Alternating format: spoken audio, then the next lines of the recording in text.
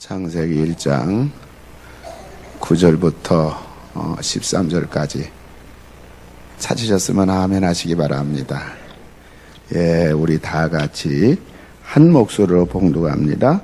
하나님이 이르시되 천하의 물이 한 곳으로 모이고 묻이 드러나라 하시니 그대로 되니라.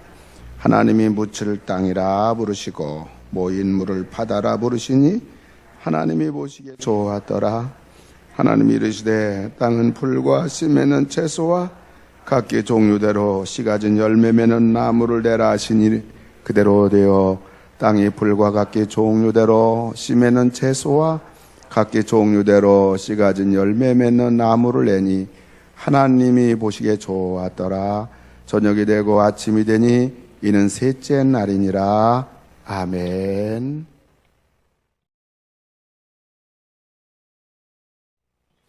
오늘 창세기 1장 9절부터 13절까지 말씀을 통해서 신앙의 단순성이라는 제목으로 말씀을 증거하겠습니다. 성도 여러분, 성경 열심히 읽으시죠? 성경 열심히 읽으세요? 성경을 읽을 때 우리가 열심히 읽는 것도 좋지만 내가 읽은 그 부분에 하나님이 하고자 하는 의도, 강조점이 무엇인가를 확인하면서 읽는 게 참 중요합니다. 근데 성경을 읽으면서 내가 읽은 본문의 강조점이 무엇인가를 가장 쉽게 발견할 수 있는 방법 중에 하나가 뭐냐면 반복을 찾는 거예요. 반복. 무슨 말씀인지 아시죠? 또 반복을 따지려니까 너무 고지식하게 찾는 분이 계세요. 나는 너를 사랑한다. 그러면 사랑이란 단어만 찾지 마시고 좋아한다 이런 말도 있을 수 있잖아요. 기뻐한다 이런 말도 있을 수 있잖아요. 그게 다 같은 의미인 거예요. 그러니까는 그런 강조들, 반복되는 것을 확인하면 이 말씀의 핵심이 뭔지를 금방 찾을 수 있습니다. 우리가 지금 창세기 1장 9절부터 13절까지 읽었는데요. 1장은 다 읽어보셨죠? 그렇죠? 새해가 되면 성경을 읽어야지 결심하잖아요. 레위기에서 엎드려지긴 하지만 어쨌든 창세기는 읽잖아요. 자, 1장을 한번 빠르게 훑어보세요. 읽지는 마시고 이렇게 눈으로 휙 훑어보세요. 쭉. 자, 질문합니다. 창세기 1장에서 가장 많이 반복되는 말은 무엇일까요? 예? 보시기에 좋았더라. 서울에서도 그런 말 쓰나요? 부산에서는 시험 칠 때 잘 모를 때 찍는 거를 겐또 친다고 그래요. 그냥 일본 말인 것 같아요. 느낌이에요. 그렇죠? 겐또를 치지 마시고 쭉 읽어보시면 가장 많이 나오는 단어가 있어요. 창세기 1장은 몇 절까지 있냐면 31절까지 있어요. 31절까지 있는데 무려 30번이 반복되는 단어가 있습니다. 하나님. 창세기 1장은 31절 중에 무려 30번을 하나님, 하나님, 하나님, 하나님, 하나님 이러면서 하나님을 강조하고 있습니다. 성경이 무엇입니까? 이렇게 질문하면 성경은 하나님 말씀입니다 라고 대답을 하면 주일학교 대답이에요. 근데 여기 교단은 합신교단이잖아요. 그렇죠? 합신교단을 소속되어 있는 성도면 성경이 무엇입니까? 이렇게 질문하면 되게 수준 높게 대답을 하셔야 돼요. 한번 따라할까요? 성경은 하나님의 자기 계시다. 다시 따라합니다. 성경은 하나님의 자기 계시다. 계시다라는 것은 열어 보여준다는 거예요. 계시라는 것은 성경은 하나님께서 자기가 누구신지를 열어 보여주는 책이라는 거예요. 그러니까 성경의 주인공은 누구예요? 하나님이시죠. 제가 신혼 때 저희 막내 처제를 데리고 한 3개월 정도 같이 살았어요. 제가 막내 처제를 되게 예뻐해요. 첫째는 이쁘게 생겼어요. 근데 이쁘게 생긴 것보다 제가 더 예뻐하는 이유는 제가 농담을 좋아해요. 근데 저희 처제는 형부가 농담하면 웃어요. 근데 어떤 사람은 농담을 하면 더 농담하고 달려드는 사람이 있는데 저희 처제는 웃고 말아요. 저는 그게 항상 이뻐요. 그냥 그래도 나이가 많이 차이는 나지 않지만 그래도 큰 형부라고 농담하면 웃기는 하지만 되받아치든 무리함을 행하지는 않아요. 그래서 이쁜데 예의가 좋아. 그래서 이뻐해요. 근데 제가 처제랑 한 석 달을 같이 살면서 텔레비전을 보면 정신이 산만해요. 연속극을 보잖아요. 그럼 우리는 주인공을 보고 우리는 스토리를 보잖아요. 저희 처제는 다 필요 없어요. 옆에 앉아서 언니에게 그래요. 언니, 저 여자가 들고 나온 백 봤어? 저거 얼마짜리인 줄 알아? 저 메이커가 뭔 줄 알아? 더 웃긴 건 뭔 줄 아세요? 저거 짝퉁을 똑같은 거를 어디서 살 수 있는데 되게 싸게 살 수 있다. 그런 것까지 나가는 거예요. 뭐 입술을 받았으면 저게 무슨 색깔인지 아느냐, 저가 몇 톤 줄 아느냐, 뭐 하여튼 내용은 일체 필요 없고 나오는 배우들 옷, 화장, 액세서리, 신발, 반지, 목걸이 그 얘기만 옆에서 떠들어요. 그래서 같이 뭘 보면 정신이 하나도 없어요. 멀쩡한 여자가 그것만 보면 이렇게 난리가 나요. 무슨 말씀인지 아시죠? 우리는 영화를 보고 연속극을 보면 주인공에다가 신경을 딱 쓴다고요. 그렇죠? 저는 요새 바빠서 뭐 연속극을 본 적이 없어요. 근데 요새 연속극 뭐 상속자 끝났나요? 뭐 별에서 온 그대도 끝났죠. 난리. 예? 김수현인가 남자 나오고 전지현 나오고 바빠서 한 번도 못 봤어요. 성경의 목사는 말씀과 기도만 전무하라고 그래가지고 연속극을 못 봐. 성경에 짬내미 연속극도 봐라 써 있으면 제가 볼 텐데 그게 없어가지고. 여러분, 연속극에서 전지현이 나왔다, 김수현이 나왔다 그러면 주인공 중심으로 보잖아요. 우리가 주인공이 지나가는데 건너편 건널목에 엑스트라가 왔다 갔다 하는 거 아무도 신경 안 써요. 그 사람이 누군지도 신경 쓰지 않고 그 사람이 몇 살인지도 신경 쓰지 않고 그 사람이 뭐 하는 사람인지 궁금하지 않아요. 우리는 주인공 중심으로 영화도 보고 연속극도 봅니다. 그러면 성경은 하나님의 자기 계시입니다. 성경은 하나님께서 자기 자신을 들어 보여주는 책이에요. 그러면 성경의 주인공은 누구세요? 하나님이십니다. 자, 질문합니다. 창세기 12장 아브라함이 본토 친척 아비집을 떠나 가나안 땅으로 갑니다. 주인공이 누구예요? 하나님이에요. 우리는 아브라함이라고 생각해요. 아니에요. 하나님이에요. 창세기 12장은 주어 자체가 하나님이에요. 하나님께서 내가 내게 지시할 땅으로 가라. 내가 너를 복의 근원으로 삼겠다. 내가 너를 큰 민족을 이루게 하겠다. 내가 너를 건드리는 놈은 가만히 안 놔두겠다. 창세기 12장은 전체가 하나님이 내가 주어 자체가 하나님이에요. 아브라함은 뭐예요? 조연이에요. 아멘? 노아가 방주를 져요. 주인공이 누구예요? 하나님이에요. 노아가 아니에요. 다윗과 골리앗이 싸워요. 주인공이 누구예요? 하나님이에요. 다윗이 얘기하잖아요. 전쟁은 칼과 단창에 있는 것이 아니다. 어떤 무기를 들고 있느냐, 누가 나가느냐의 문제가 아니라 전쟁은 하나님께 속한 것이다. 나는 만군의 여호와 이름으로 나간다. 다윗이 골리앗을 이겼어요. 다윗이 훌륭하다, 다윗이 놀랍다가 아니라 하나님은 이스라엘을 구원하려고 마음만 먹으시면 애를 통해서도 하나님은 이스라엘을 건져내시는 분이시다. 여러분, 골리앗의 키가 3m예요. 3m. 근데 아가 나가서 이겼어요. 다윗이 똑똑해서 아니에요. 다윗이 실력이 좋아서 아니에요.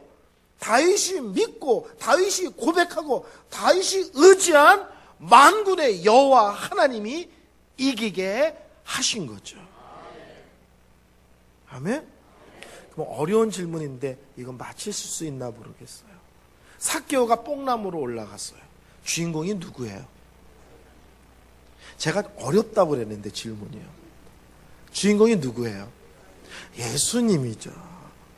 어느 본문은 하나님 아버지일 때도 있고, 어느 본문은 성령님이 주인공일 때도 있고, 어느 본문은 예수님이 주인공일 때도 있잖아요. 그래서 저는 삭개오가 뽕나무 올라갔다는 거 중요하지 않아요. 저는 뭐가 중요하냐면 사람들이 구름대 같이 몰려들었는데 그 많은 사람 중에서 오늘 꼭 만나야 될 사람이 누군지 우리 예수님이 아셨어요. 삭개오가 달려왔다 뽕나무 올라갔다가 중요한 것이 아니라 많은 사람이 몰려들었는데 그 많은 사람 중에 오늘 예수님이 꼭 만나줘야 될 사람이 있다는 것만 아신 것이 아니라 그 사람이 어디 있는지도 알았어요. 어디 있느냐? 뽕나무 위에 있다는 것도 아셨어요. 근데 삭개오가 이러지 않아요. 예수님 제 이름은 삭개오예요 그러지 않아요. 예수님께서 뽕나무 위를 쳐다보시고 삭개오야 내려오라. 오늘 내가 네 집에 거하여야 되겠다. 그 사람이 이름이 삭개오라는 것도 우리 예수님은 아셨어요. 저는 삭개오 설교할 때 삭개오는 별로 강점이 없어요. 오늘 누가 예수를 만나야 되는지, 오늘 어떤 문제가 있는지, 누구에게 어떤 말씀이 필요한지, 누구에게 어떤 은혜가 필요한지 우리 하나님이 아신다는 거예요. 그 사람이 어디에 있는지, 그 사람의 이름이 뭔지, 그 사람이 뭐 때문에 여기에 나와 있는지 우리 주님이 아신다고요. 그 성경을 읽을 때는 내가 좋아하는 데다 밑줄 치는 게 아니에요. 하나님이 자기 자신에 대해 설명하는 데다가 밑줄 치는 거예요. 공부를 못하는 애들 중에서요, 밤을 새고 공부하는데도 시험을 못 치는 애들이 있어요. 왜 그런지 아세요? 필요 없는 걸 달달달 외워요. 공부 잘하는 애들은요, 강조가 어딘지, 핵심이 어디 있는지, 선생님이 중요하다고 얘기를 하는 데가 어딘지 딱딱 집어서 정확하게 공부를 해요. 공부 못하는 애들 중에서 하나도 공부 안 하는 애도 있지만 코피 터지게 공부하는데 또 시험을 못 쳐요. 왜냐면 쓸데없는 거 자꾸 외우는 거예요. 쓸데없는 데다 밑줄 치는 거예요. 무슨 말인지 아시겠어요? 그러니까 성경을 때 어디다 밑줄 치느냐? 하나님께서 자기 자신에 대해서 설명하는 데다 밑줄을 자꾸 치셔야 되는 거예요. 하나님이 기뻐하시는 게 뭔지, 하나님이 싫어하시는 게 뭔지, 하나님이 강조하시는 게 뭔지 거기다 밑줄을 그셔야 되는 거예요. 왜냐하면 성경은 하나님의 자기 계시입니다. 그래서 오늘 성경은 하나님이 31절 중에 무려 30번을 계속 하나님이 말씀하셨다는 걸 강조하고 있어요. 그럼 두 번째 많이 나오는 단어가 뭘까요? 대답을 안 하시네요. 겸손해지셔가지고. 두 번째 많이 나오는 단어는 9번 나오는데요. 이르시되. 근데 저는 이르시되란 말이 별로 안 좋아요. 옛날에 가라사대가 훨씬 있어 보여요. 하나님께서 이르시되 그런 게 없어 보여요. 전 옛날에 하나님께서 가라사대, 여호와가 가라사대 되게 있어 보여요. 우리 하나님은 어떤 하나님이냐? 우리 하나님은 말씀하시는 하나님이십니다. 우리에게 말씀하세요. 우리에게 말씀을 주시고, 우리에게 말씀하시고, 말씀을 통해 역사하시고, 말씀을 통해서 능력을 주세요. 우리 하나님은 어떤 하나님이냐? 말씀하세요. 근데 세 번째로 반복되는 단어가 뭐냐면요, 7번 나와요. 좋았더라. 그 다음에 많이 나온 단어가 6번 나오는데 그 단어가 뭐냐면 하나님께서 말씀하시니 그대로 되니라. 아멘? 하나님이 두 번째 말씀하셨다. 또 하나의 강조가 그대로 됐다. 또 하나의 강조가 하나님 보시기에 아름다웠다. 이게 창세기 1장에서 반복되는 단어입니다. 첫째, 말씀에 대한 얘기를 좀 할게요. 한번 따라합시다. 말씀은 능력입니다. 말씀하시면 역사가 일어납니다. 아멘?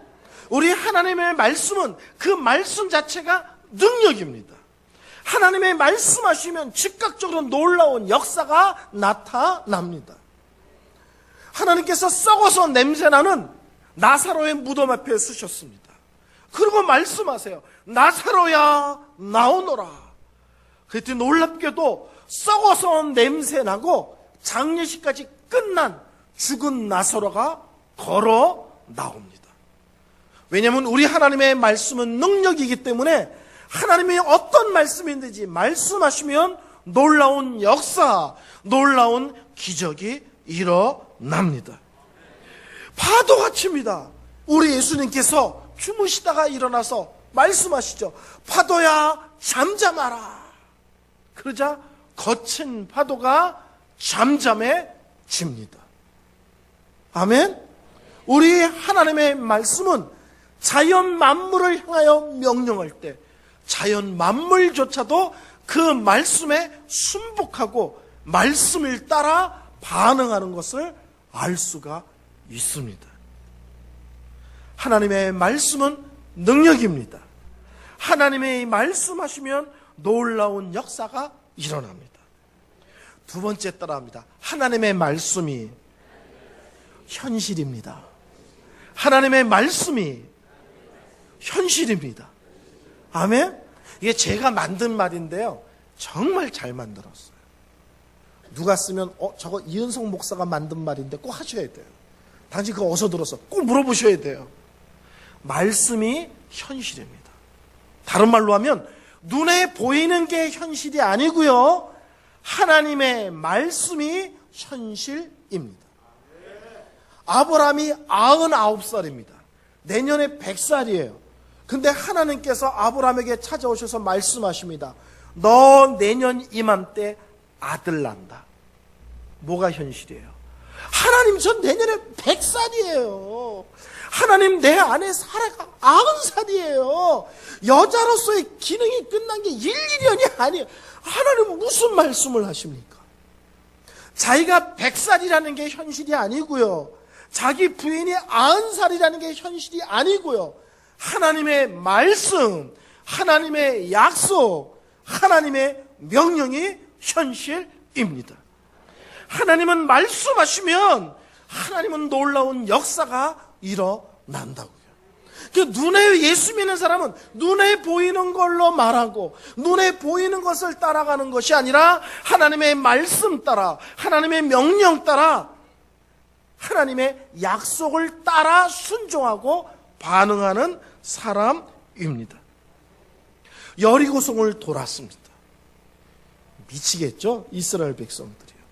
광야 이스라엘 백성들의 가장 큰 문제가 뭐였는지 아세요? 최근에 어떤 구약학자가 강의를 들었는데 그러더라고요. 광야 40년 동안 이스라엘 백성의 가장 심각한 죄는 뭐였느냐? 원망과 불평하는 거였다는 거예요.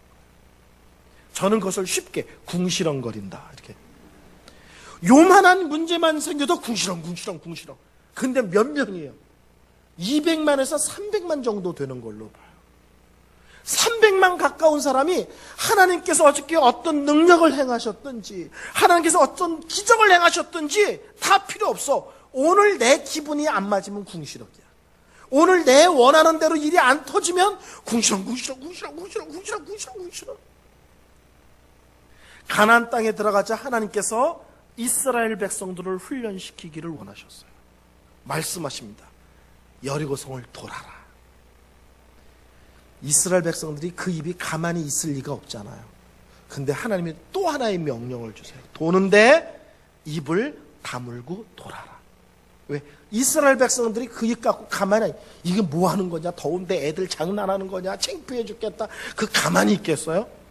그러니까 입을 다물고 그러는 거예요. 거기서 유명한 사극 대사가 나왔어요. 그 입 다물라. 뭐 이런 거 있잖아요. 무슨 말인 줄 아시겠죠? 하나님이 가나안 땅에 들어가자마자 첫 번째 훈련시킨 게 뭐냐면 내가 말을 하면 너희 머리에 이해가 되지 않고 납득이 되지 않고 설명이 되지 않고 이런 일을 왜 시키는지 도저히 모르겠다. 그래도 하나님이 말씀하시면 입 다물고 순종해. 그러면 무슨 일이 벌어지는데 순종해봐 무슨 일이 벌어지나. 마지막 날 7바퀴를 돌려요. 그리고 나팔 소리를 들으면 소리를 지르래요. 누가 봐도 애들 장난이죠. 전쟁은 돌격 앞으로 막 이래야 되잖아요. 근데 돌라. 마지막으로 7번 돌아버리는 거죠. 입 다물고 돌래. 너 미치는 거지. 이 궁시렁을 해야 되는데. 근데 거짓말같이 돌고 소리 지르할 때 소리 질렀더니 여리고 성이 우리 주라면 총 한 방도 안 썼는데 스스로 무너져 내렸습니다. 하나님이 뭘 말씀하시는 거예요? 저 성이 얼마나 견고한지, 저쪽 군인이 얼마나 센지, 이 전쟁이 얼마나 어마어마한 전쟁인지, 그게 중요한 게 아니라는 거예요. 내가 말하는 것이 중요하다는 거예요. 하나님의 말씀, 하나님의 명령, 하나님의 약속이 중요하다는 거예요. 그게 현실이라는 거예요. 믿음의 사람은 눈에 보이는 게 현실, 나에게 닥친 상황의 현실이 아니라 하나님의 말씀이 현실이라는 거예요. 그 말씀을 따라 순종하면 하나님의 말씀의 현실이 벌어지는 것입니다. 아멘? 제가 이스라엘을 가봤어요. 이스라엘 가보셨어요? 이스라엘 가보셨어요? 제가 이스라엘 가보셨어요? 라는 말은 무슨 뜻인지 알겠죠? 여러분이 가봤는지는 궁금하지 않아요. 이제부터 제가 가본 얘기를 하겠다는 거예요. 미국에 있을 때 저희 교단에서 이스라엘 보내줬어요. 여행비 60%를 교단에서 대주고 40%만 책임져라. 그래서 갔었어요. 근데 예수님 세례받는 곳을 갔어요. 근사하게 꾸며놓고 막 사람들이 들어가서 뭐 세례받는다, 침례받는다 그러고 어떤 목사님은 병에다 막 물을 담아요. 교회 가서 성도들한테 그 물로 세례 주겠다고 막 난리가 나요. 근데 우리를 인도했던 분이 고고학자예요. 근데 그분이 뭐라고 말하냐면 여기는 학자들은 여기서 예수님의 세례비도 받으셨다고 아무도 안 믿는다는 거예요. 그럼 여긴 뭐냐 그랬더니 그냥 관광지로 사진 찍기 좋게 만든 곳이라는 거예요. 그래서 물어봤어요. 그럼 당신이 학자들이 말하는 예수님이 세례받은 데가 어딘지 거길 데려가라 그랬더니요. 허벌판으로 데려가는 거예요. 허벌판. 근데 요단강이요. 요단 개울 같아요. 제가 서 있는 단에서 저기 있는 요 나무 정도 폭이 요래요. 그 우리가 이게 무슨 요단 강이냐 요단 개울이지 그랬더니 막 웃어요. 그래서 우리가 들어가 봤어요. 깊기라도 한가 그랬더니 깜짝 놀랐어요. 제가 작은 키가 아니잖아요. 들어갔더니 무릎밖에 안 차는 거예요. 아니 여기서 여기에요. 무릎밖에 안 차. 이게 무슨 요단강이냐. 여기서 무슨 예수님의 세례를 받았냐. 웃기는 소리 하지 마라 그랬더니 학자가 뒤를 돌아보래요. 뒤를 돌아봤더니 저 멀리 강둑이 있어요. 높은 강둑이. 거기를 가보면 안 돼요. 또 우리가 또 바보스럽게 거기를 또 끼어 걸어갔어요. 사람 두 키, 세 키 되는 높은 강둑인데요. 강둑이 끝이 없는 거예요. 근데 거짓말같죠. 물에 쓸려난 자국이 흙으로 퍼냈다면 이렇게 퍼낼 거 아니에요. 삽으로 퍼내든 포크레인을 퍼내든 이렇게. 근데 옆으로 쓸려간 자국이 끝도 없이 나 있는 거예요. 그 강둑이요. 그래서 그 학자가 이러는 거예요. 홍수가 나면요. 이 개울 같은 이 요당 개울 또랑 같은 이게 폭이 이렇게 넓어지고 사람 키, 두 키, 세 키, 네 키, 다섯 키로 변한다는 거예요. 그러니까 딱 느낌이 오는 거예요. 벌판이 아니라 거기가 다 강으로 변하는 거예요. 하나님께서 여호수아에게 이스라엘 백성들을 요단강 앞으로 인도하게 하셨어요. 그리고 사흘 동안 바라보게 하세요. 그리고 뭐라고 말씀하시냐면 내일 아침에 제사장들이 법궤를 들고 요단강으로 들어가래요. 그때는 헬몬산의 눈이 녹을 때이고 이스라엘의 이른비가 올 때예요. 헬몬산의 눈이 녹고 이스라엘의 이른비가 오면 이 두 개가 겹쳐서 요단강이 범람하는 거예요. 여러분 홍수 때 소 떠내나가고 돼지 떠내나가는 거 보셨어요 혹시요? 제가 집이 망해서 일령이라는 데 살았는데요. 와 홍수 났는데 사람이요. 돼지가 떠내려가는데 돼지 꼬랑이를 잡고 같이 떠내려가더라고요. 와 홍수 나니까 진짜 무섭더라고요. 짐승이 막 떠내려가는데요. 근데 그 홍수가 난 곳에 법궤를 메고 요단강으로 들어가래요. 뭐가 현실이에요? 요단강이 범람하여 들어가면 죽어요. 들어가면 떠내려가요.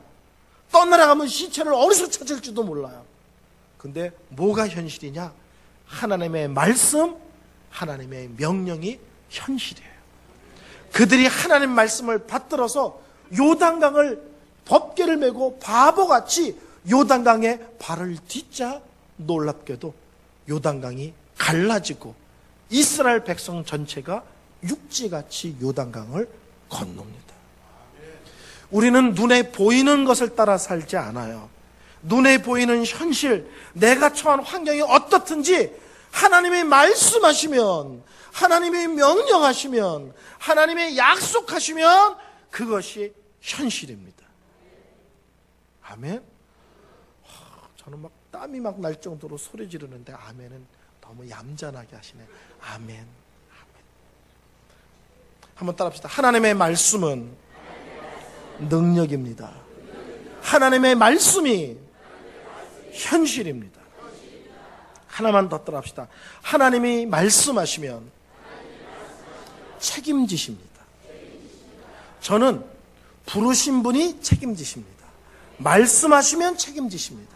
명령하시면 책임지십니다. 이거를 철두철미하게 믿어요. 전 철저하게 믿습니다. 하나님이 나에게 말씀하셨다. 책임진다는 뜻이에요. 하나님이 나에게 뭘 하라고 명령하셨다. 책임지시는 분이세요. 제가 지금부터 간증을 길게 할 거예요. 근데 지자랑한다 이렇게 듣지 마시고 하나님 말씀에 있는 그대로 순종할 때 하나님이 어떤 역사를 하시는지를 들으셨으면 좋겠어요. 제가 34살 때부터 부흥회를 다니기 시작했습니다. 그래서 해마다 거짓말같이 딱딱 107교회씩 다녔어요. 30대 때요. 지금은요 1년에 150교회 다녀요. 별로 안 놀라시네요. 이게 얼마나 엄청난 건데. 근데 제가 30대 부흥회를 다니는데 저는 천성적으로 이렇게 어깨에 힘주고 버티고 이러는 사람은 아니에요. 그게 체질에 안 맞아요. 그런데도 불구하고 30대 부흥회를 100교회, 200교회, 300교회, 400교회 이렇게 다니니까는요 목사가 변하는 거예요. 그래서 재정 문제는 하나님 앞에 다 드리기로 결심했기 때문에 재정 문제는 심각하지 않았는데 제가 변하는 걸 어느 날 느꼈어요. 어느 날 제가 저보다 20살 정도 많은 목사님, 지금으로 따지면 이제 제 또래밖에 안 되는데 그때는 어른이시고 저는 30대고 그분은 50대 후반이시고 갔는데 제가요 맨 처음에 부흥회 가면요 무서워서 제가 의자 옛날 강대상 위에 의자 앉았잖아요. 강대상 의자 끝에 앉았어요. 끝에 엉덩이 그리고 요렇게 앉아요. 설교 시간 때까지 겁이 나가지고 요러고 앉아있다가 설교하러 나왔었어요.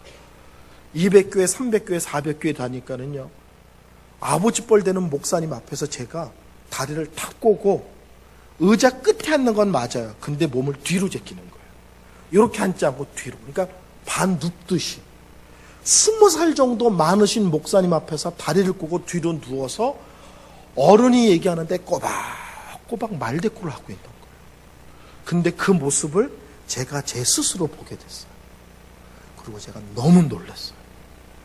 부흥회를 다니면서 내가 말도 못하게 변하고 있구나. 하나님은 교만한 자를 기뻐하지 않으시고 하나님은 교만한 자를 쓰시지 않으시는 거예요. 제가 아무리 유명해서 부흥회를 많이 다녀도 제가 교만의 문제가 생기면 벌써 하나님은 저를 축복하지 않는다는 걸 제가 알았어요. 그래서 제가 너무 놀래가지고요. 그때부터 만 2년 동안 기도했어요. 하나님 부흥회 그만 다니게 해주세요. 더 다니면 저 사람 버립니다. 더 다니면 저 엉망됩니다. 하나님 제가 이걸 감당할 정도의 믿음, 감당할 정도로 아직 훈련이 덜 돼 있습니다. 그래서 저를 10년만 숨겨주세요 그랬어요. 10년만 숨겨주세요. 그러면 제가 10년 동안 더 기도할게요. 10년 동안 더 성경 연구할게요. 10년 동안 더 훈련할게요. 그리고 50이 넘어서 다시 불러주세요. 부흥 강사로 쓰는다면. 그게 아니면 그냥 평범하게 아무도 알지 못해도 좋으니 묵묵히 하나님이 허락하는 교회를 그냥 섬기는 평범한 목사로 살게 하주세요. 교만하고 우쭐한 목사보다는 사람들이 제가 누군지 몰라도 묵묵히 신실하게 섬기는 담임 목사로 살게 하든지 아니면 부흥 강사로 뽑아내려면 10년 정도 감춰놓아서 훈련이 좀 된 다음에 끄집어내주세요. 근데 부흥회를요 안 다니고 싶다고 안 다니지 못해요. 막 6개월, 심하면 1년치 부흥회가 밀려 있거든요. 그거는 합당한 이유가 되지 않는 한 못한다고 얘기를 못해요. 작년에 저희 어머니가 돌아가셨는데도 제가 집회를 했다니까요. 일가 친척이 없어 저랑 저희 어머니랑 딸, 상복 입은 사람이 딸랑 3명이에요. 그래서 교회에다 전화를 했어요. 저희 어머니가 돌아가셨습니다. 그랬더니요, 담임 목사님이 이러세요. 목사님 사진으로 교회를 도배를 했는데 강사를 어떻게 바꾸냐는 거예요. 그래서 어머니가 돌아가셨는데요, 부흥회하고 밤에 와서 지키고 낮엔 집회하고 이랬어요. 일단 이 바닥에 발을 들여놓으면 안 하고 싶다고 안 하는 게 아니에요. 어머니가 돌아가셔도 설교는 해야 돼요.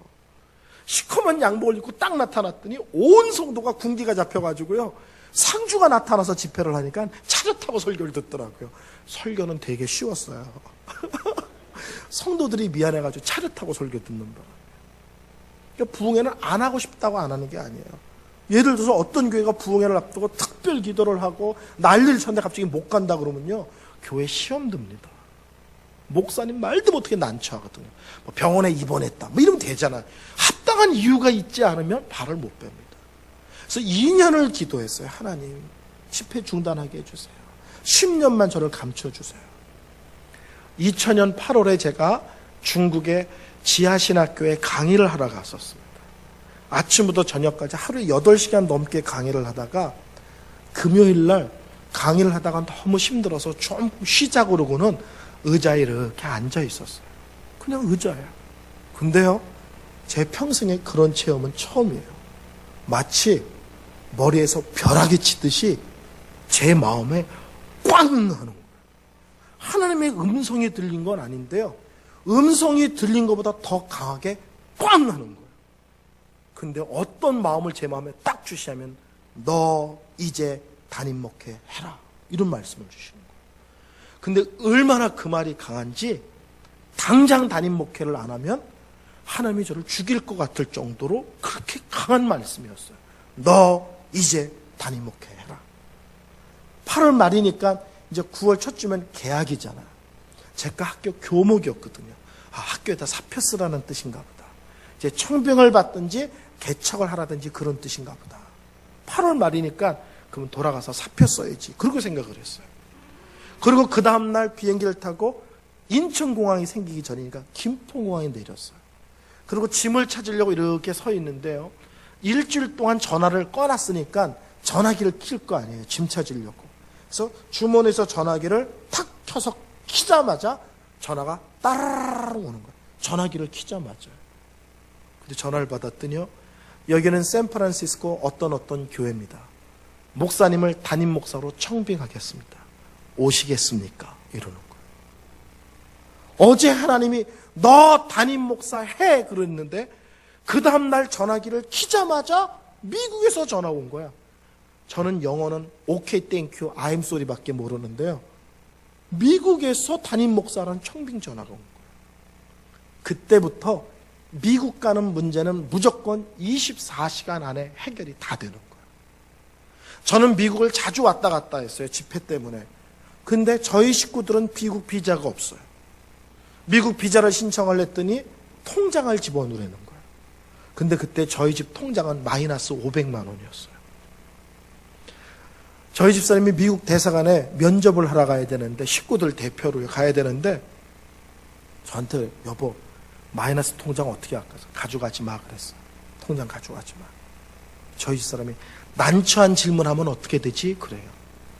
하나님이 목사의 사역지를 옮기면서 거짓말과 편법을 써서 교회를 옮기게 하실 리가 없다. 절대 난처한 질문을 하지 않을 것이니 믿고 가라 그랬어요. 부산에서 이제 서울 가서 도착을 했는데 도착하자마자 전화가 왔어요. 직원이 통장이 빠졌다고 복사해서 팩스로 보내라는 거예요. 할 수 없어서 마이너스 500만 원 통장을 복사해서 팩스로 보냈어요. 그리고 한 2시간 기다렸는데 전화가 왔어요. 통과됐대요. 어떻게? 그랬더니 여러 명이 들어가는데 다른 사람은 다 떨어지고 자기만 됐대. 무슨 질문했냐 했더니 아무 질문도 안 했대요. 이름 물어보고 주소 물어보고 주민등록 번호 물어본 게 다래요. 다른 사람들은 꼬치꼬치 묻는데 자기는 그게 묻게 다래요. 통장은 그랬더니 통장을 팩스로 보내서 위에다 첨부했더니 그걸 뒤집어 보지도 않더라는 거예요. 뒤집어 보면 마이너스 500만 원인데 돈 없는 사람이 미국 간다면 웃기잖아요. 통장을 팩스로 보내랬는데 정작 통장을 뒤집어 열어보지도 않았다는 거예요. 통과됐어 그러는 거예요. 그리고 밤 기차를 타고 그 다음날 새벽 5시에 부산에 도착했어요. 근데 도착한 그날 오후 3시에 빠른 우편으로 저 외에 저희 집 5식구 비자가 집에다 들어왔어요. 하나님은 말씀하시면 하나님은 책임지십니다. 저희가 아파트에 살고 있었는데 집을 내놓으려고 아파트 입구에다가 집 판다고 써놨어요. 근데 그 집을 내놓기 전에 저희 집사람이 3가지 기도 제목을 가졌어요. 첫째는 하나님 집값을 흥정하는 분이 오지 않게 하세요. 목사가 집값 흥정하면서 500만 원만 더 쓰십시오. 300만 원, 200만 원 더 쓰십시오. 이거 웃기잖아요. 그러니까 우리가 정직하게 가격을 내놓고 집을 사러 오는 사람은 이 사람이 정직한 사람이라고 믿고 그냥 사게 해주세요. 두 번째, 은퇴하신 어르신들이 오게 해주세요. 저희 집이 정남향집인데다가 앞에 큰 산이 이렇게 보이는 위치가 되게 좋은 집이었어요. 시골집이었지만. 그래서 이왕이면 은퇴하신 어르신들이 정남향에 산을 바라보고 사시도록 어른들이 사셨으면 좋겠습니다. 세 번째는 저희가 12월 말에 미국을 들어가는데 계약을 언제 하든지 12월 말까지 살는 것을 허락하는 사람이 오게 해주세요. 이 3가지 기도였어요. 그리고는 아파트 입구에다가 아파트를 판다고 붙였는데요. 붙이고 들어오자마자 할머니, 할아버지 2분이 따라 들어오셨어요. 그리고 그분이 아침, 점심, 저녁까지 드시고 돌아가셨어요. 무슨 말인지 모시겠어요? 저희 집 오셔서 다른 사람 집도 못 보게 하루 종일 지키고 앉아 계신 거예요. 내가 살 테니까 다른 집 보여주지도 말라고. 그래서 하루 3끼를 저희 집에서 드시고 아무도 손 못 보게 하시고 가셔서 그 다음날 저희가 원하는 그대로 사인을 하고 계약을 하셨어요. 저희가 12월 말까지 살아야 됩니다 했더니 딸 집에 사는데 급하지 않다는 거예요. 살고 싶은 만큼 살다가 나가면 그 뒤에 도배하고 우리가 들어올 테니까 부담 갖지 말아요. 하나님은 말씀하시면 하나님은 책임지십니다. 미국 들어가기 3일 전에요. 전화가 왔어요. 짐을 1달 전에 다 보냈습니다. 1달 전에 다 보냈는데 미국 가기 3일 전에 전화가 왔어요. 한밤중에 전화를 받았는데 저를 청빙한 장로님이세요. 목사님, 실제로는 저희 교회가 아주 작은 교회입니다. 근데요, 지난주에 재직 끝에 대판 싸움이 나가지고 교회가 없어졌습니다. 그러는 거야. 집 팔고 집을 다 미국으로 보냈는데 교회가 없어졌대요. 그러면서 뭐라고 말하냐면 개척할 마음이 있으면 들어오세요. 그러는 거예요. 미국 가기 3일 전에 제가 그랬어요. 싸웠으면 이긴 사람이 있을 게 아닙니까? 이긴 사람들한테 연락을 해주세요. 내가 그들하고 목회하겠다고. 그래서 그들이 공항에 마중 나오게 해주세요. 그리고 전화를 끊었어요. 자다가 저희 집사람이 무슨 전화예요? 그래서 교회가 없어졌대. 그랬더니 저희 집사람이요, 담담한 사람이에요. 그냥 잡시다 그러더라고요. 3일 뒤에 미국을 들어가는데요, 6식구가 짐을 다 붙였는데도요, 6식구가 한 달을 사니까 라면 박스로 14박스예요. 남은 짐을 들고 가는데. 직금은 불법이에요. 근데 제가 할 땐 불법이 아니에요. 관광비자로 들어가면 입구에서 이민국이 6개월 도장을 찍어줘요. 도장을 찍어주면 6개월 동안은 미국에서 살 수가 있어요. 그러면 6개월 안에 변호사를 사서 종교비자제를 선청해요. 종교비자. 내가 미국에서 종교활동하겠다. 그러면 신분을 미국에서 2년 살도록 허락을 해줘요. 그러면 2년 살도록 허락해주면 그때 영주권 신청을 또 해요. 그러니까 합법을 물려서 제 신분이 바뀌기 전에 완전 합법을 만드는 거예요. 변호사를 사서. 이제 그렇게 근데 들어갈 때는 관광비자예요. 관광비자는 여행으로 들어가는 거예요. 근데 식구 6, 애 3에 꼬부랑 할머니, 80 넘으신 할머니를 모시고 들어가는데 라면 박스로 14박스를 밀고 들어가는 거예요. 누가 봐도 관광이 아니고 이사인 거예요. 이건 바보가 봐도 이사예요. 그렇잖아요. 여행객은 카메라 메고 이러고 들어가야 되는데 라면 박스를 14박스를 싸가지고 밀고 들어가니까 누가 봐도 바보죠. 제 앞에 사람이 이민국에다가 여권을 내고 서 있었어요. 저희 둘은 그 뒤에 서서 잔뜩 긴장하고 있는데요. 갑자기 저 바깥에 나갔던 중년 한국 여자분이 소리 지르면서 막 울면서 들어오는 거예요. 그들이 제 창고에 있는 직원한테 가서 막 얘기하는데 이분이 영어를 한마디도 못하는 거예요. 무슨 서류를 내고 돌려받았는데 뭔가 덜 돌려받아서 입구에서 못 나가게 막은 거예요. 말은 못하지, 그 서류가 뭔지는 모르지, 나가지는 못하지, 돌아가지도 못하니까 겁이 나서 소리 지르면서 울면서 뭘 달래는데 영어가 안 되니까 더 소리 지르는 거예요. 이 직원이, 이 여자분이 울고 소리를 지르니까 자기한테 욕하는 줄 알고 소리 지르고 조용히 하라고 그러고 난리가 난 거예요. 그 사이에 뒤에 어떤 영어를 잘하는 한국 사람이 줄 서 있다가 뛰어와서 통역을 하면서 앞이 아수라장이 됐어요. 그 순간에 제 순서가 됐습니다.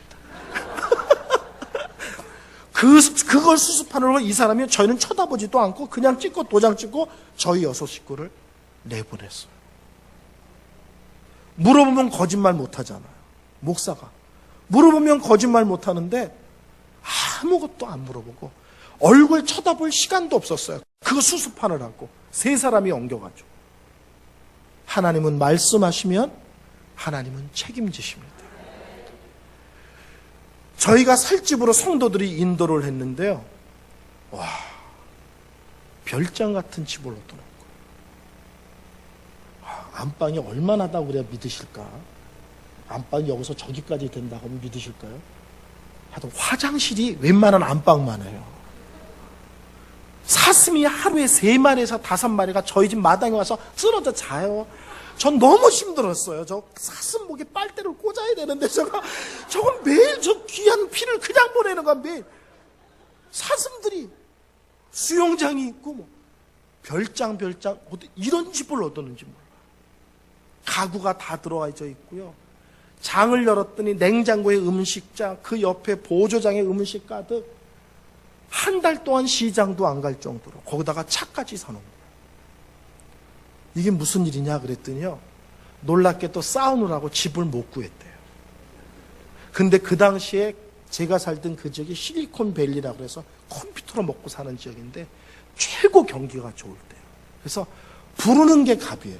그래서 방구하는 게 하늘의 별땅인데 3일 전까지도 방을 못 구했대요. 근데 그 동네에 부동산 재벌이 있는데요. 집을 2,800채를 갖고 있는 분이세요. 조금 놀라시네요. 집을 2,800채. 근데 이 사람이 1년에 한 번씩 무슨 장난을 하냐면 그 중에 집 하나 좋은 거를 아주 싸게 내놔요. 근데 신문에 광고를 요만하게 내요. 그거를 찾아내면 복이 터지는 거예요. 근데 3일 전에 저희 교회 권사님이 신문을 뒤적이다 그 광고를 본 거예요. 그래서 별장 같은 집을 어마어마한 싼 가격에 들어가게 된 겁니다. 하나님은요, 말씀하시면 하나님은 책임을 지세요. 교회가 없어졌다는데 집을 들어놓고 가구를 들여놓고 음식을 재놓고 차까지 사놨어요. 이게 무슨 일이냐 그랬더니요, 우리 교회가 싸우는 동안 목사님 청빙 준비를 하나도 못했는데 제가 그 동네에 부흥회를 자주 갔어요. 근데 자주 부흥회 왔던 제가 담임 목사로 온다는 소문을 듣고 지역 장로님들이 모여서 바른 말씀을 증거하는 목사님이 이 지역에 오는 거는 이 교회만 복이 아니라 지역에 복이 된다고 동네 장로님들이 5,000달러씩 돈을 모으신 거예요. 한국 돈으로 600만 원씩이요. 성도들은 아무 준비도 못했는데 지역 장로님들이 돈을 모아서 집을 얻고 가구를 집어넣고 음식을 재놓고 중고차지만 일제 밴까지 사 놓으신 거예요. 여러분, 옆 교회 목사님 청빙하는데 동네 장로님들이 돈 모아서 집 구해주는 거 보셨어요? 제가 그런 사람이었어요. 그래서 어마어마한 좋은 집에, 차에, 가구에 시장 가지 않아도 될 정도로 음식이 가득 찬 집에서 목회를 시작했습니다. 그 다음날 성도들이 다 왔는데 성도가 30명이 안 돼요. 근데 그 중에 10명은 그나마 제가 온다는 얘기를 듣고 그 근처에 어떤 교회 새로운 목사님이 오셨는데 이분이 이단물을 많이 드신 분이세요. 그래서 교회가 심각한 문제가 돼서 흩어졌는데 제가 이 교회에 온다는 소리를 듣고 성도 10분이 옮겨와서 30명인 거예요. 그러니까 원래는 애까지 포함해서 수명도 안 되는 거예요. 그나마 싸워서 몇 명이 나가가지고 성도들이 30명이 저희 집에 다 왔어요. 한국에서 담임 목사원이 얼마나 반갑겠어요. 근데 저에게 첫 마디가 뭔지 아세요? 목사님, 저희 교회는 너무 작아서 사례비를 1원도 드릴 수 없습니다. 그러고 미국에 왔는데 하룻밤 자고 났는데 날벼락이 떨어지는 거예요. 사례비를 1원도 줄 수가 없대요. 사례비가 얼마 나오냐면 헌금이 한 달에 $2,000가 나와요. 근데 $1,500는 원로 목사님 생활비로 드리고 $500는 원로 목사님의 며느리가 반주자인데 그 반주자 사례비로 $500을 드린대요. 그래서 저는 줄 돈이 없다는 거예요. 그러면서 뭐라고 말하냐면 좋은 일식집 2군데를 알아놨대요. 그래서 사모님이 내일 가보시고 마음에 드는 데 가서 일하시면 그 돈으로 생활을 하면 된다는 거예요. 일식집에 가서 종업원으로 일해서 먹고 살래요. 그게 사례비래요. 제가 그랬어요. 저는 미국이 좋아서 미국 온 사람이 아닙니다. 저는 애들 교육 때문에 미국에 온 사람이 아닙니다. 제가 30대에요. 학교 교장급에 있었어요. 신학교에서도 강의하고 일반대에서도 강의하고 선교단체 7개를 관계하고 그중에 3개가 대표였어요. 전국으로 부흥회를 다니고요. 그 모든 걸 내려놓고 온 거는 미국이 좋아서가 아니라 하나님이 말씀하셔서 순종하고 온 겁니다. 나는 부르신 하나님이 책임질 것을 믿습니다. 그랬어요. 근데 저희 성도들은 아무도 아멘 안 했어요. 제가 그 얘기를 하니까 이랬어요. 책임 안 지시면요. 그러더라고요. 부르신 분이 책임집니다 했더니 책임 안 지시면요. 제가 그랬어요. 장렬하게 굶어 죽겠습니다. 이 시대에 하나님의 말씀을 철저히 순종하다가 뭐 굶어 죽은 사람도 있어 보이지 않겠습니까? 두 번째, 제가 저희 집 사람을 일 내보내지 못한 이유는 하나는 하나님이 책임질 걸 믿기 때문이고 둘째는 제가 너무 젊기 때문입니다. 어저께도 말씀드렸죠. 제가 40살에 미국 갔는데요. 전부 다 28 봤어요.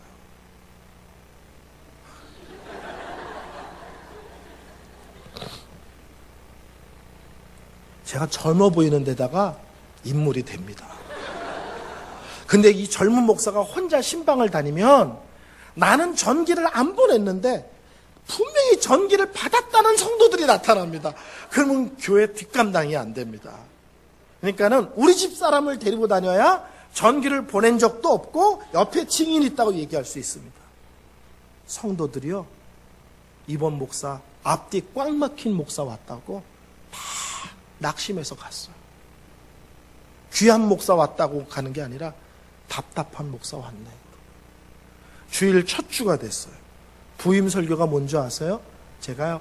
하나님이 부르셨기에 책임집니다. 절대 내 앞에서 사례비 얘기하지 마세요. 저는 하나님이 책임질 줄 믿습니다. 이 얘기로 더 이상 제 사례비 얘기는 없던 걸로 하겠습니다 하고 끝을 내버렸어요. 저희 교회는 재직회를 2달에 한 번씩 해요. 2달이 지났는데 성도들이 다 궁금한 거예요. 왜냐면 제가 어떻게 살았나. 맨 처음에 성도들은 제가 큰 소리를 치니까 부흥회를 다니니까 돈을 많이 갖고 들어왔는 줄 알았어요. 근데 제가 마지막 부흥회 때 사례비 받은 것을 중국 선교사님한테 보내고 미국 갈 때 빈손으로 들어갔어요. 그러니까 성도들이 나중에 알아보니까 완전히 빈털털이 들어와서 큰 소리를 치는 거예요. 첫 주 설교 외에 제가 도착하자마자 에베소서를 설교했거든요. 1년 10개월을 에베소서 설교를 했습니다. 근데 에베소서에는 한 번도 헌금 얘기가 안 나와요. 그러니까 1년 10개월 동안 헌금 얘기를 할 수가 없었어요. 왜? 본문에 헌금 비슷한 얘기도 없었어요. 2달이 지났습니다. 헌금 얘기도 한 번 안 하고 그냥 2달이 지났는데 성도들이 다 궁금한 거예요. 어떻게 먹고 살았나. 근데 저희 교회는 20년을 쌓은 교회라서 1년 반 동안 성도가 한 명도 안 왔어요. 그 지역에서 유명한데 우통 먹고 싸우는 교회. 누가 오겠어요? 제가 갔더니 동네에서 1년 안에 쫓겨날 거라고 다 장담을 하더라. 그러니 누가 오겠어요? 근데 재정부장님이 회계보고를 쭉 돌리는데 딱 돌리자마자 성도들이 여기저기서 흐느껴 울기 시작하는 거예요. 왜냐면 헌금 얘기를 한 번도 안 했는데요. 한 달에 $2,000가 나오던 교회가 제가 부임한 첫 달에 성도가 한 명도 안 들었는데 헌금이 $8,500가 나왔어요. 둘째 달에는 $11,500가 나왔어요. 첫째 달에는 4배 반, 둘째 달에는 거의 몇 배, 6배가 나왔어요. 그래서 그 교회가 20년 넘게 선교를 한 번도 해본 적이 없어요. 목사님 사례비 주기도 어려우니까. 근데 제가 부임하던 그날 제 사례비도 줄 수 없다는 교회에서 첫 달 선교헌금을 1,000불을 중국으로 보냈어요. 그리고 첫 달에 제 사례비를 얼마 줬냐면 $4,000를 줬어요. 한국 돈으로 500만 원. 1원도 줄 수 없다는 교회에서. 저는 하나님은 말씀하시면 하나님은 책임지는 것을 믿습니다. 10년이 됐어요. 제가 아틀란타에 어떤 합신 교단 목사님 있어요. 허산나 교회 수석부 목사를 오래 했는데 송파 제1교회인가 거기 담임 목사로 와요. 근데 그 목사 교회에 부흥회를 갔어요. 그 친구가 미국에서 교회를 옮길 때마다 다 부흥회를 갔어요. 그 부흥회를 갔다가 또 똑같이 쉬는 시간에 제 방에 앉아 있는데 갑자기 하나님이 이번에는 세지는 않았는데 정확했어요. 교회를 떠날 준비를 해라.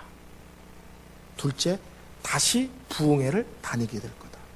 셋째, 앞으로는 설교만 하면서 살게 될 거다. 첫째, 교회를 떠날 준비를 해라. 아, 떠나라나 보다.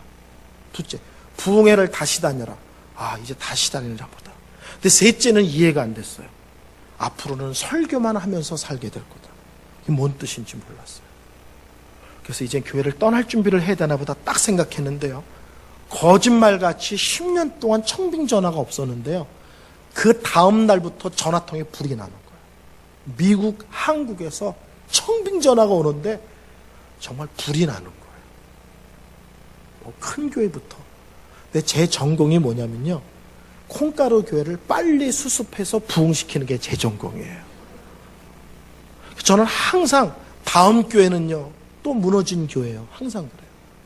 은퇴하기 전에 하나님 앞으로 2교회 정도 더 무너진 교회를 회복하는 데 저를 써주세요. 그게 항상 제 기도 제목이에요. 네 전공이 뭐냐? 콩가루 교회를 다시 회복시키는 겁니다. 그게 제 청빙에 많이 왔어요. 교단 책임자를 찾아갔어요. 하나님이 저를 떠나라고 말씀하셨습니다. 그분이 교단 교회 전체를 총괄하니까 어느 교회를 가고 싶습니까? 콩가루 교회. 그랬더니 그분이 막 웃어요. 그분이 저희 교회를 너무 많이 와보셨거든. 우리 교회가 얼마나 재밌는 교회인지 아세요? 이런 교회 처음 와봤다 할 정도고요. 저희 교단 목사님이 제 교회를 날로 먹는 목회라고 하셨어요. 그렇게 교회가 부흥하고 행복했던 교회인데 다음 어느 교회 가냐 했더니 콩가루 교회 가겠다니까 막 웃으시는 거예요. LA에 콩가루 교회가 하나 있는데 가겠니에요. 한때는 저희 교단에서 최고 큰 교회였는데 성도가 3분의 1로 줄은 교회예요. 은퇴 장로님이 30분. 현역 장로님과 은퇴 장로님 가족으로 이루어진 교회예요. 그러니까 전 성도가 장로님과 그 가족이야. 한때는 교단에서 가장 큰 교회인데 주저앉아서 가서 그 교회를 한번 회복시켜보겠네요. 기도해보겠습니다. 근데 어느 날 저희 집사람이 저한테 그래요. 여보, 당신 30년 동안 목회하면서 한 번도 이력서 안 낸 거 알아? 그러더라고. 정신을 차려봤더니 제가 여태까지 사역지를 옮기면서 이력서를 낸 적이 없어요. 저희 집사람이 그래요. 그러면 다음 사역지도 이력서 달라지 않은 데를 갑시다. 그래서 그때부터 이력서를 요구하지 않는 데가 하나님이 부르시는 데라고 믿고 가겠다고 기도하기 시작했어요. 근데 꼭 끝에 가면 이력서 내놓으래요. 그럼 제가 죄송합니다. 못 가게 됐습니다. 항상 그래요. 그러다가 가을에 휴가를 부산에 왔는데 세계로 병원이라는 데를 찾아가게 됐어요. 저희 병원은 어떤 병원이냐면요. 쉽게 말씀드릴게요. 전 세계에서 하나밖에 없는 병원이에요. 한국 선교사님은 그분이 교단이 어디든 소속이 어디든 관계없이 100% 무료로 진료를 해요. 병원에 암 수술을 하던 병원에 1년을 입원하던 돈을 한 푼도 받지 않아요. 1년에 평균 선교사님들이 1200명이 오세요. 큰 병원이냐? 손바닥만한 병원이에요. 침대가 110개, 직원 130명. 여러분, 서울의 큰 병원은 간호사가 6,000명만 이렇습니다. 근데 저희는 주차 요원까지 다 합해서 130명. 근데 선교사님들을 100% 무료로 진료하는 세계에서 유일한 병원이에요. 전 직원이 선교사 훈련을 받은 사람이에요. 전 직원이. 그리고 월급 주고 선교사님 병 고치고 남는 돈을 100% 선경금으로 다 보내는 그런 병원이에요. 근데 이 병원이 생기기 전에 의사, 간호사를 훈련시키는 의료 선교회가 있었는데 제가 선교학이 전공이라 거기서 강의를 많이 했어요. 그러니까 병원장님과 이사장님이 저를 너무 잘 알고 저를 너무너무 아껴주시는 분이었어요. 미국 간 지 10년 만에 인사를 드리러 갔어요. 그랬더니 그 어르신들이 앞으로 계획이 뭐냐요. 제가 그랬어요. 하나님이 교회를 떠나래서 청병을 놓고 기도합니다. 그랬더니 그 자리에서 그러시는 거예요. 우리 병원이 7년 됐는데 아직 원목이 없다는 거예요. 선교병원인데 특이하게도 우리 병원이 1대 원목으로 오겠냐는 거예요. 제가 그랬어요. 청빙하면 옵니다. 청빙하겠다는 거예요. 그러면서 화요일날 직원들 기도회가 있는데 병원장님과 이사장님만 저를 아니까 직원들한테 한번 인사할 겸 설교를 한번 하래요. 그래서 갑자기 휴가 왔다가 선보는 설교를 하게 된 거예요. 화요일날 저녁 때요. 그리고 수요일날 아침에 병원에 갔더니 이사장님이 그러세요. 정식으로 진지한 얘기를 합시다. 그래요. 하세요. 그랬더니요. 어제 설교가 끝나고 간부회를 했는데 간부회에서 만장일치로 이은성 목사님을 세계로 병원 원목으로 천빙하기로 만장일치로 결정을 했대요. 그래서 제가 물었어요. 원목이 뭐 하는 겁니까? 그랬어요. 제가. 그때 병원에서 뭐라고 말하냐면 아파트를 드리겠습니다. 둘째 생활을 책임지겠습니다. 셋째 사무실을 드리겠습니다. 근데 뭐 하면 될까요? 그랬더니요. 어저께 의사 선생님들이 제 설교를 듣고는 이분을 우리 병원의 원목으로 청빙하지만 이분은 병원에다가 가둬놓을 만한 그릇이 아니니 월월 전국으로 하나님 말씀을 바로 전하는 그런 사역을 하도록 풀어놔주자고 안건이 올라서 어저께 그거를 통과시켰대요. 그게 뭐냐 그랬더니요. 원목이라 집도 주고 월급도 주고 사무실도 주는데 옛날처럼 마음 놓고 집회 다니면 된다는 거예요. 그게 제 사역이래요. 제가 월급도 받고 4대 보험도 들어있어요. 근데 프리랜서예요. 그냥 전국으로 설교 다녀요. 제가 미국에서 한국으로 나올 때 사람들이 다 말렸어요. 너 미쳤냐는 거예요. 이 좋은 교회에, 이 좋은 집에, 이 좋은 차에 너 미쳤냐는 거예요. 응? 원목으로 간다는 게 말이 되냐고. 그러면서 뭐라고 말하냐면 너는 잊혀진 이름이라는 거예요. 제가 30대에 부산에서 전국으로 집회를 다녔는데요. 그 당시에 부산에서 전국으로 집회 다닌 사람이 저밖에 없었어요. 그런 거 아세요? 지방 목사는 잘 안 써요. 제가 광화문 출신인데도 부산 산다고 지방 목사라고 불러요. 근데 30대에 전국을 다닌 사람은 더더욱 없죠. 근데 네가 어떻게 집회를 다녔든지 너는 10년이 지났기 때문에 잊혀진 이름이라는 거예요. 그리고 네가 한국 돌아왔다고 신문에 광고를 내겠냐, 찾아다니면서 인사를 하겠냐, 안 부른다는 거야. 시대가 변했다는 거야. 한국 가면 목사님들도 많이 바뀌었을 거라는 거예요. 부흥회를 다니고 싶은다고 다니는 게 아니라고 다 말렸어요. 근데요, 놀라운 것은 한국에 돌아와서 도착한 날부터 부흥회를 다녔어요. 그리고 그 첫 해에 부흥회를 110교회를 다녔어요. 저희 병원에서 뭐라고 하냐면 부흥회를 다니라고 말했지만 이렇게 다니를지 몰랐대요. 병원에 없어요. 월요일날 병원에 가서 링길 주사를 맞아요. 몸에 축 나면 안 된다고. 일주일 동안 부흥회 다니고 월요일 와서 링겔 주사 맞고 또 나가요. 이젠 110교회가 아니라 1년에 150교회를 다녀요. 더 놀라운 건 뭔지 아세요? 제가 미국을 떠나고 교회를 사임하고 딱 나섰는데 정신이 번쩍 드는 거예요. 하나님 저를 10년만 감춰주세요라고 말했는데요. 제가 사임을 하고 딱 떠났는데 사임을 하고 떠나는 그날이 그 교회 부임한 정확하게 만 10년 되는 날이었어요. 제가 소름이 끼칠 정도로 놀라는 거예요. 야, 우리 하나님은 이렇게 정확하구나. 10년만 숨겨주세요 했더니 정확하게 10년 숨기고, 다시 끄집어내시려면 50이 되면 50대 쓰세요 그랬더니 정확하게 50대 저를 불러내요. 다시 부흥회를 하고 다니게 하셨어요. 설교만 하면서 살게 될 거다. 그게 뭔지 몰랐는데요. 상동 제1기 21세기 교회 같은 데가 있어요. 하루 3번 부흥해달라는 교회. 목사님이 저보고 자기 교회처럼 편하게 쉬고 가라는데 뭘 쉬어요? 하루 3번 설교인데. 하나님이 저에게 말씀하셨어요. 설교만 하면서 살게 될 거다. 정말요. 설교만 하고 살아요. 1년에 한 달에요. 많이 안 할 때는 18교회를 다녀요. 집회를요. 그러면요. 입에 단내가 나요. 입에가 단내가 나요. 그때 하나님이 그것도 약하게 말씀했다고 생겼어요. 설교만 하면서 사는 게 아니라요. 설교에 묻혀 살아요.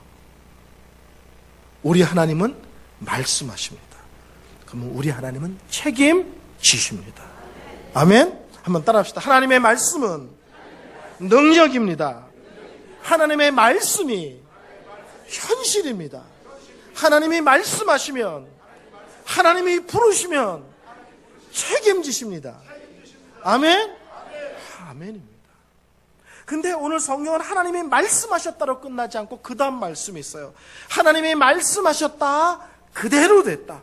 그리고 끝 결론을 향하여 하나님이 아름답다고 말씀하셨다. 이거를 신학자들은 이렇게 표현해요. 가라사대 아멘 구조. 이렇게 표현해요. 가라사대 아멘 구조. 저는 이것을 신앙의 단순성 이렇게 표현합니다. 하나님이 말씀하셨다, 그대로 됐다. 하나님이 말씀하셨다, 그대로 순종했다. 그랬더니 그 끝을 하나님이 아름답게, 복되게, 귀하게, 놀랍게 책임지셨다, 역사하셨다. 아멘? 성도 여러분, 하나님이 말씀하실 때 순종하려면요, 한 가지 이유면 순종이 돼요. 근데 불순종하려면요, 1000가지 이유도 돼요. 교회에서 광고합니다. 춘계 부흥회를 합니다. 성도 여러분 빠지지 말고 은혜 받으세요. 아멘 하고 딱 나와 계신 분들 계시죠. 바쁜데도, 그렇죠? 중요한 일이 있는데도 은혜 받으라고 했으니 아멘 하고 와서 자리 딱 지키는 분이 있어요. 근데요, 불순종하려면요, 1000개의 핑계도 돼요. 왜 부흥 강사를 부산에서 오냐는 거예요.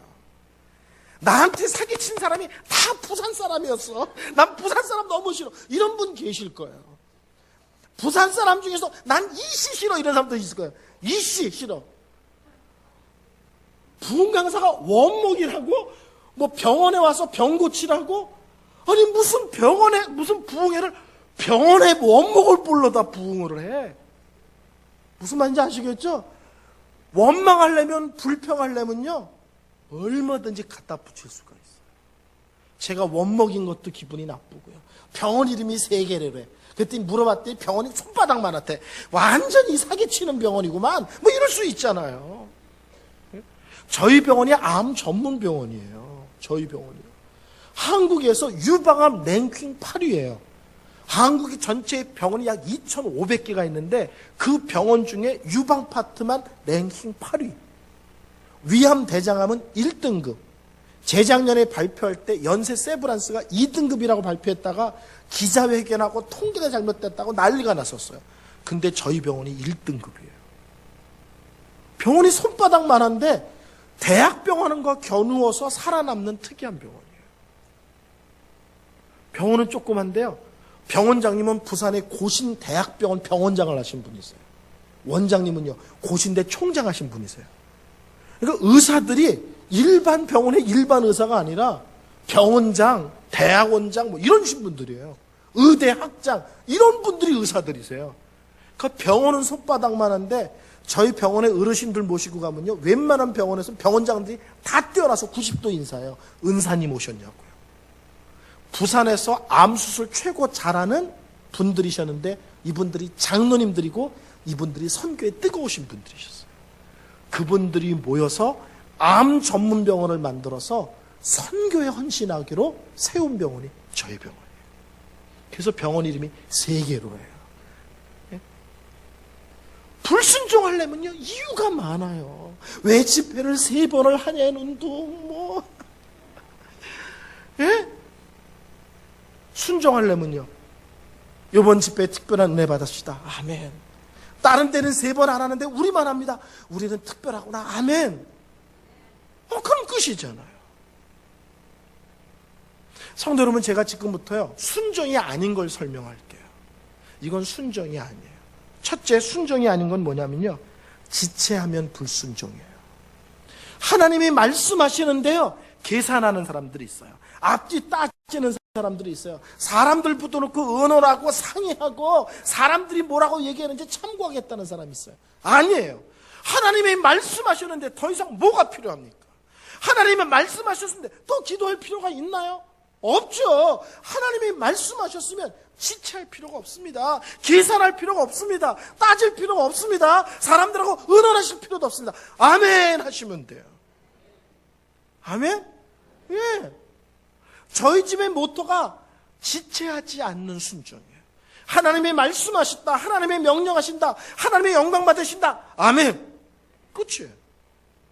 제가 병원에 청빙을 받고 병원에서 나오자마자 미국에서 전화를 했어요. 여보, 나 청빙 받았어. 저희 집 사람이요. 어딘데요? 세계로 병원. 그 다음에 뭐랬는지 아세요? 예, 알았어요. 준비할게요. 끝. 그 병원이 어떤 병원인지, 사례비를 얼마로 주는지, 지분 주는지 안 주는지. 왜? 우리가 사역지를 위해서 기도했는데 하나님이 허락하셨대요. 아멘. 끝이에요. 제가 미국에 있을 때요, 한국 나올 때 사람들이 다 미쳤다고 그랬어요. 한국 나갈 때, 미국으로 들어갈 때도 미쳤다고 그랬어요. 전국으로 부흥회를 다니고 날리는 사람이 왜 30명도 안 되는 그 조그만 교회를 왜 가냐? 하나님이 가래서, 제주에서 다 미쳤대. 그런다고 가는 사람이 어디냐? 이야, 하나님이 가래서 순종한다는데 그렇다고 가는 사람이 어디냐? 근데요, 그 교회가 나중에 그쪽에서 유명한 교회가 됐다니까요. 한국 나올 때요, 성도님들 시험 드실 텐데, 처음 갈 때 저희 성도들은 전부 다 청소하고 식당에서 일하고 세탁소에서 일하는 너무너무 어려운 성도들이었어요.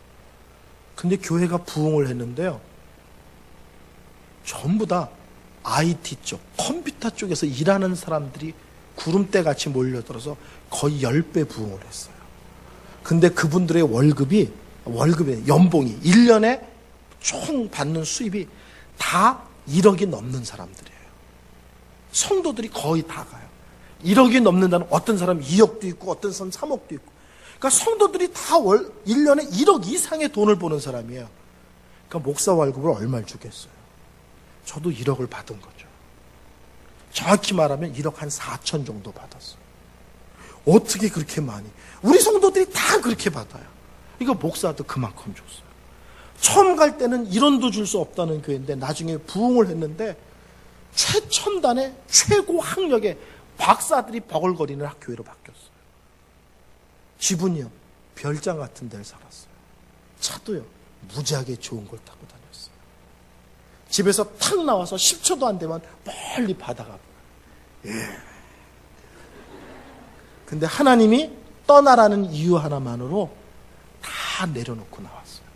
제가 은퇴하면 죽을 때까지 연금이 450만 원 나와요. 제가 이번에 한국에서 은퇴하면 연금이 얼마 나오는지 아세요?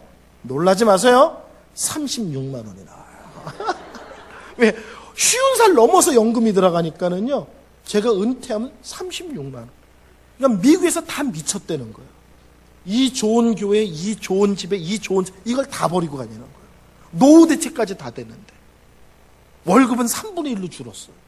애들이 셋이 다 대학을 다녔는데 그 돈으로도 애들 등록금도 안 되는 거예요. 전부 다 말렸어요. 미쳤냐고요. 지금은 뭐라는 줄 아세요? 저를요? 목사들의 로망이래요. 병원에서 생활대책 다 해주고 전국으로 맘 놓고 집회 다녀. 외국도요, 그냥은 못 가요. 근데 설교 때문에 부르면 언제든지 가요. 저희 병원에서 설교 때문이라다 그러면 어디든지 가도록 허락을 해요. 설교 때문이다. 저는 중국에서 설교 때문에 부른다, 당당하게 갔다 옵니다. 왜냐면 설교를 통해서 사역하러 했기 때문에 그거는 제가 사역하는 걸로 봐요. 일하는 걸로. 지금은 모든 목사가 세상에 저렇게 팔자 좋은 목사 처음 봤다는 거예요. 다 부럽대. 거기를 어떻게 알고 왔냐. 근데 제가 거기에 순종할 때는 다 미쳤다고 그랬어요. 애들 공부는 어떻게 시키냐. 노후 대책은 어떻게 할 거냐. 다시 돌아가서 한국 생활은 어떻게 적용할 거냐. 다 시비 걸었는데 지금은 나보고 탁월한 선택이었대요. 여러분, 하나님께 순종할 때는 지체하지 않는 거예요. 아멘. 하나님이 말씀하셨다. 그대로 아멘했다. 그랬더니 그 끝을 하나님이 아름답게 복되게 귀하게 하셨다. 그래서 저희 집에서 모토는 지체하지 않는 순종이에요. 두 번째, 궁시렁거리면 불순종이에요. 지체하는 것도 하기는 해요. 근데 따지고 계산하고 사람들하고 의논하고 하는 거예요. 하나님이 기뻐하잖아요. 하기는 해요. 근데 입을 가만히 안 놔두는 사람이 있어요. 그거 순종 아니에요. 자, 성도 여러분, 저를 좀 보세요. 어떤 강 큰 남자가 있어요. 아침마다 따뜻한 밥을 해내라는 거예요. 부인이 해줄까요? 안 해줄까요? 해주죠. 근데 쌀을 뭘로 씻는지 아세요? 쌀을요, 아침에 침으로 씻어요. 내가 지금 몇 살인데 아침부터 이 외수 같은 인간 그냥 쌀을 물로 씻는 게 아니라 침으로 씻어요. 이 남편은 강된장을 끓여야만 아침을 먹어. 아침마다 강된장을 풀어야 돼. 강된장을 뭘로 풀어요? 침으로 풀어요. 아침마다 내가 이 꾸리꾸리한 냄새를 맡고 이거를 그냥 김치를 했나? 먹던 김치는 안 돼. 꼭 김치 냉장고에 꺼내서 가운데를 딱 잘라서 반듯하게 올려야 돼. 김치를 뭘로 썰어요? 침으로 썰어요. 아침마다 내가 이 손톱에 김치국물 집어넣고 이게 예수 같은 인간이다. 밥상을 반듯하게 차렸어요. 따끈한 밥에 자글자글한 강된장에 반듯하게 썰은 김치에 음식을 반듯하게. 그렇지만 모든 반찬은 침으로 차렸어. 무슨 말인지 아시죠? 하나님께 순종할 때는 입을 다물고 하는 거예요. 이해가 되지 않아도 납득이 되지 않아도 하나님이 그 일을 왜 시키는지 몰라도 하나님이 말씀하시면 무조건 옳은 거예요. 하나님이 말씀하시면 유익하니까 하시는 거예요. 하나님이 나에게 말씀하시면 특별하니까 하시는 거죠. 그럼 하면하고 입 다물고 순종하면 되는 거예요. 그러면 하나님께 끝을 아름답게 복되게 귀하게 놀랍게 만들어 주십니다. 세 번째로, 그대로 하지 않으면 순종이 아니에요. 하나님이 말씀하시는데 꼭 내 생각에는 그러고 집어넣는 사람이 있어요. 또 내 생각에는 그러고 빼는 사람이 있어요. 그러면 안 돼요. 저는 설교를 아주 일찍 시작했습니다. 설교를 고1 때부터 했어요. 그리고 20살 때부터 어른 설교를 했어요. 고3 때는 학생의 전도사님이 없으셔서 매주일 제가 아이들에게 설교와 성경 공부를 가르쳤어요. 그러니까 설교를 무지하게 일찍 시작했어요. 제가 20살 때 목사님이 미국을 가셔서 한 6개월인가 안 오셨어요. 시골 교회니까 설교할 사람이 없으니까 제가 앞으로 목사할 사람이라고 설교를 했어요. 근데 저는 옛날이나 지금이나 성대가 안 좋아서 강대상에 항상 물을 마시며 설교를 해야 돼요. 근데 그날 설교를 하는데 강대상에 물이 없는 거예요. 20살짜리가 설교하다가 어른들한테 물 달라고 말할 수는 없잖아요. 근데 앞에 제 동갑내기 여자애 하나가 있었는데 눈치가 빨라요. 제가 설교하다가 이랬더니 얼른 일어나가는 거예요. 물 그랬는데 딱 알아채고. 근데 얘가 설교가 시작돼서 중간까지 가는데도 안 오는 거예요. 물 달랬는데. 알고 봤더니 더운 여름에요. 저희 교회가 산 밑에 있고 논을 가로질러서 가야 동네가 나가는데 거기를 가로질러 뛰어가가지고 구멍가게 가서 사이다를 들고 온 거예요. 정성은 가득하죠. 지 돈까지 써서. 그래가지고 사이다를 여기다 가득 넣어서 뜩 올린 거예요. 설교 반이 지나니까 제가 목도 타고 목도 아프고, 그러니까는 경험이 없으니까 사이다를 받자마자 벌컥벌컥 마신 거예요. 그리고 설교를 시작하는데요. 결정적으로 강조를 해야 되는데 마이크에다 대고 제가 쓱 이래버린 거예요. 20살짜리가요.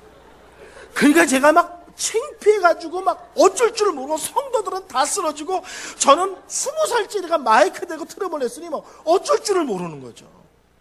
그날 설교를 어떻게 했는지 몰라요. 그 트럼 때문에.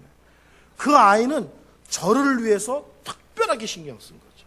물이 필요하다니까 더운 여름에 뛰어가서 자기 돈 들여서 사이다를 사서 올린 거죠. 근데 제가 원한 건 사이다가 아니라 물이었어요. 자기 생각에는 기가 막혔지만 제가 원하는 건 아니었고 그것 때문에 제 설교를 망쳤어요. 그날 제가 아주 당혹하기가 이를 데가 없었어요. 이게 먼 날 이렇게 간증으로 쓰일지는 몰랐죠.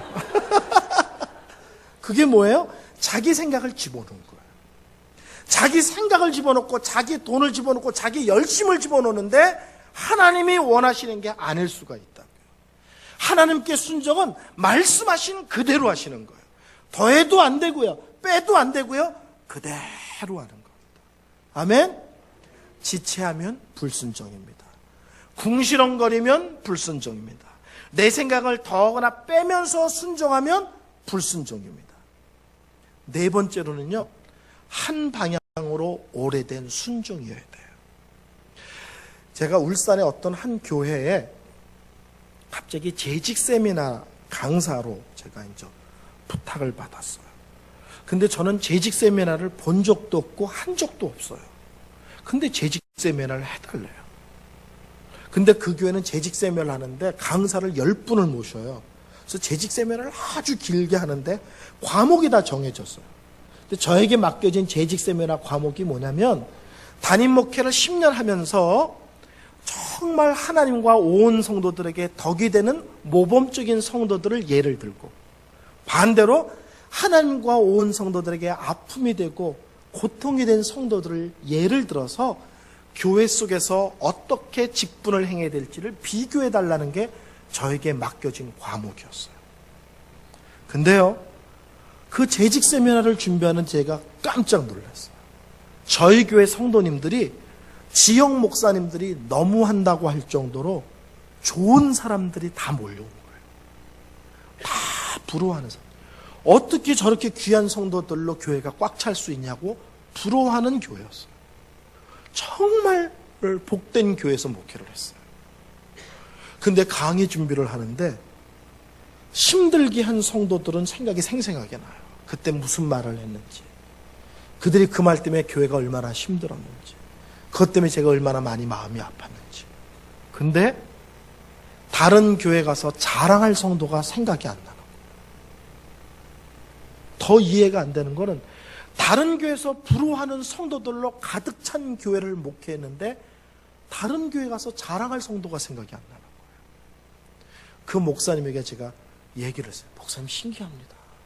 너무 귀한 성도님들과 목회를 했는데 이 교회에서 이런 귀한 성도님이 있다고 모범적인 성도들을 예를 들렸더니 생각이 안 납니다. 그랬더니 그분이 막 웃어요.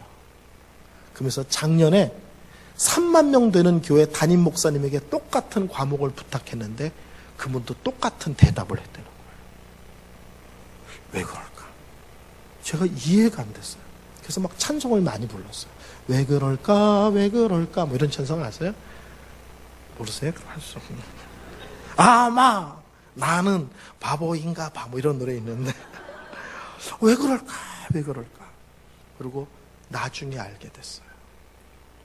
제가 어느 교회 부흥회를 갔는데 그 교회는 제가 15주년 때 부흥회를 갔고 30주년일 때 또 부흥회를 간 교회예요. 근데 30주년에 부흥회를 갔는데 그 교회는 정확히 말하면 제가 교육전도사를 하던 교회예요. 그 교회 안수 집사는 제가 학생부를 지도할 때 중3이었던 애들이 한 반 아이들이 고스란히 올라와서 안수 집사가 됐어요. 장로님들이 뭐라고 말하냐면 저 안수 집사들이 우리 교회가 장로가 될 때 우리 교회는 달라질 거라는 거예요. 왜냐면 주일학교, 중등부, 고등부를 한 반으로 쭉 올라온 애들이 장로님이 되면 일반 장로님하고 다른 거예요. 그 교회에서 주일학교에 와서 예수를 믿어서 같이 자라온 애들인 거예요. 그게 제 제자애들이에요. 근데 그 교회가 1대, 2대, 3대, 4대째 목사님이 계신데 지금 4대째 목사님은 귀한 분이 오셨어요. 네, 1대, 2대, 3대는 온 성도들에게 죄송하지만 피눈물을 흘리게 하는 참 마음이 아픈 목사님이셨어요. 그래서 목사님이 새로 바뀔 때마다 온 성도들이 힘들었어요. 근데 지금은 신실하신 분이 오셨어요. 4대째. 근데 부흥회 중간에 그 안수 집사들하고 이렇게 맘먹고 대화를 하고 커피를 마시는데 그 젊은 집사님들이 그러는 거예요. 목사님, 저희들이요 몇 번 교회를 뛰쳐나가려고 그랬어요.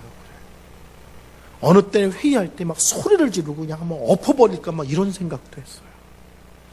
어느 때는 주일날 교회 오기가 너무 싫어서 민기적 그러다가 주일날 예배가 한 반 지나면 2층 맨 뒤에 가서 앉곤 그랬어요.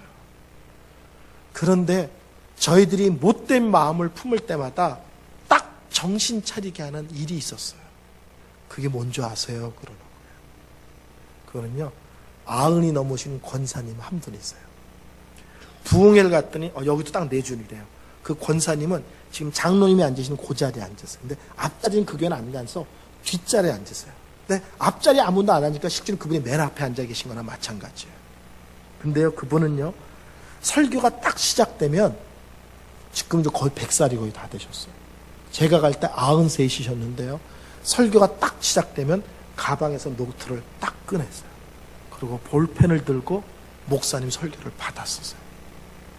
근데 신기한 건 1대, 2대, 3대 목사님들이 다 성도들이 존경하지 않았어요. 근데 그 목사님은, 권사님은 그 목사님에 대해서 나도 존경하지 않지만 예배는 하나님께 드리는 거라는 거예요. 그러니까 목사님한테는 섭섭한 게 있어도 예배에 늦는 법이 없고요. 항상 맨 앞자리에 앉아서 열심히 기도하고 열심히 찬양하고, 그 내가 존경하지 않는 목사님일지라도 그분이 성경을 펴고 하나님 말씀을 증거하는 한 받았으면서 아멘 하시는 거예요. 내가 목사님을 존경하느냐 아냐를 떠나서 하나님 말씀을 대언하니 그 말씀에 아멘합니다. 근데 이분이 교회에 비가 오나 눈이 오나 바람이 부나 그 자리를 항상 지키고 설교를 받았어요.